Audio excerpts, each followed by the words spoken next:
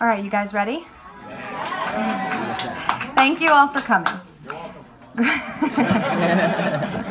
Growing up, A.J. Mendez Brooks was a quiet girl trying to act normal when she felt anything but. As her family struggled with drug addiction, poverty, and mental illness, she found escape through comic books and video games and was inspired by the tough and unconventional female characters. Determined to become a superhero she'd always admired, AJ trained and sacrificed for years to achieve her dream of wrestling professionally. She quickly faced industry pressure to play the role of the damsel in distress, but she fought back and created an ass-kicking alter ego that was a genuine representation of herself, nerdy, enthusiastic, and a little bit crazy. In her new book, AJ opens up for the first time about her harrowing struggle to understand her demons and the mental illness diagnosis that helped her gain control of her life. Please welcome to Book Review, author of Crazy is My Superpower, AJ Mendez Brooks.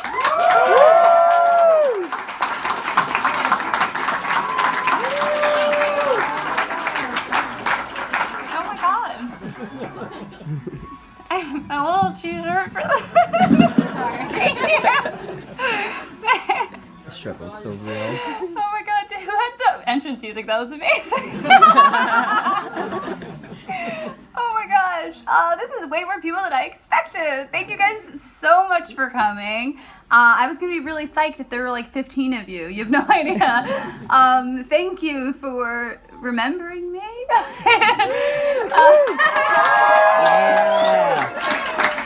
Oh my god. I got very distracted by this amazing Harley Quinn outfit you have going on right here. I might need to borrow it later. Thank you guys so much for coming out today. Many of you might know because I've talked about it a lot, but this has been a dream of mine for my whole life. And somehow, I don't know how, but this poor chick from Jersey has been able to accomplish so many of her dreams that she had as a child. And you have all come along for the journey for so much of it and been there for the most amazing moments in my life and for the lowest moments of my life and the most dramatic moments of my life. And in this next chapter of my life, when we were talking about mental illness and embracing that and being proud of who you are, and just joining me on this journey as an author, I need to tell you that I thank you from the bottom of my heart for sticking with me. I feel like you guys have supported me when I was in FCW and wearing a plastic crown on my head. I don't know if anyone remembers that. Yep. It's a proud moment. And you supported me with a butterfly around my waist. Prouder. And so this means the absolute world to me. There are a lot of wrestling stories in here, so I hope it satisfies that wrestling itch. There's a lot of behind the scenes stuff. But the most meaningful stuff to me are the stories of my childhood, growing up incredibly poor and trying to find a place in the world, trying to find a place I belonged. And I really never found that place until I found you guys, until I found wrestling, and hold for awe.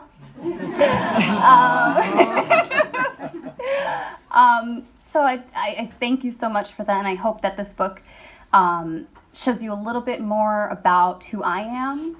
I hope that it can open a lot of eyes about what mental illness really is, how it not only affects the person suffering through it, but the people who are around them and their family, how important it is to talk to someone about it if it's something that is worrying you, how important it is to take care of yourself and get help, and really just how important it is to tell everyone in the world who ever doubted you that they were wrong, and that you can come from absolute rock bottom and you can reach the highest pinnacle of whatever your dream is.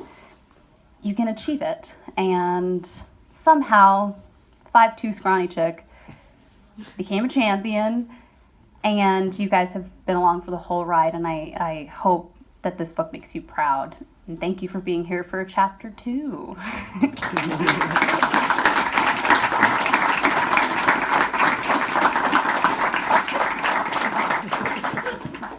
Yeah. Have any questions? When are you coming back? Oh my gosh.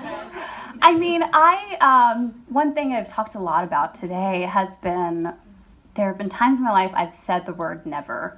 And I said, never gonna do that. And then I do it. So I'm no longer a person who says never. And I believe in never say never. I can say probably not anytime soon. But you never, yeah, I guess you never know who you're going to be somewhere down the line, or how you're going to feel, or where your head's going to be at, so. You trying to make it a little soon? Thank you. Black hoodie. Did you accomplish everything you wanted to in wrestling? Yeah, and to me, that is the only way I could have retired. And I go into this a little bit more in the book, but when I was 16, 17, I went to WrestleMania 20 with my dad, and we had nosebleed seats.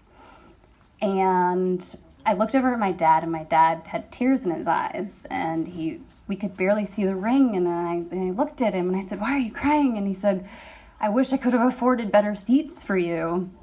And I just looked at him, and I was like, "Don't worry about it. I'm going to be in that ring one day." And 10 years later, at WrestleMania 30, I walked in and out as the champion. And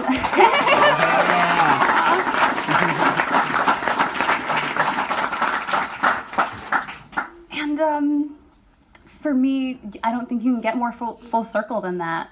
And I really did kind of check everything off a list. And when that happened, I really knew, okay, now it's time to start handing over the baton. Anybody else? Who are you enjoying the most in the women's division right now? I haven't super kept up with it, but I always say it's like when you go through a breakup, you guys just don't hang out right away. You take some space, and then maybe you go get coffee. But I have to say I love Bailey so much. I call her my little unicorn. She's so special. And then she feels like, in a way, she feels like, my little sister. And I just want her to kind of, I feel like she's continuing my legacy in a weird way. Go ahead. Thank you. Me? You can go next. But. Yeah, because you're not in the WWE anymore, do you have to still go to the arenas and see the other wrestlers, or you just stay put when the shows are in town? Yeah, so I haven't been to the shows, and it's strange to not travel and drive 300 miles every night for 5 days a week, 300 days a year. That's a little strange, but I am enjoying sleeping for the first time in my entire life. You had a question? I'm sorry, I'm short. I feel you. So, what finally made you decide to write the book? Because you were probably sitting on the idea for a long time. So, what was finally the reason you decided to do it? Good question.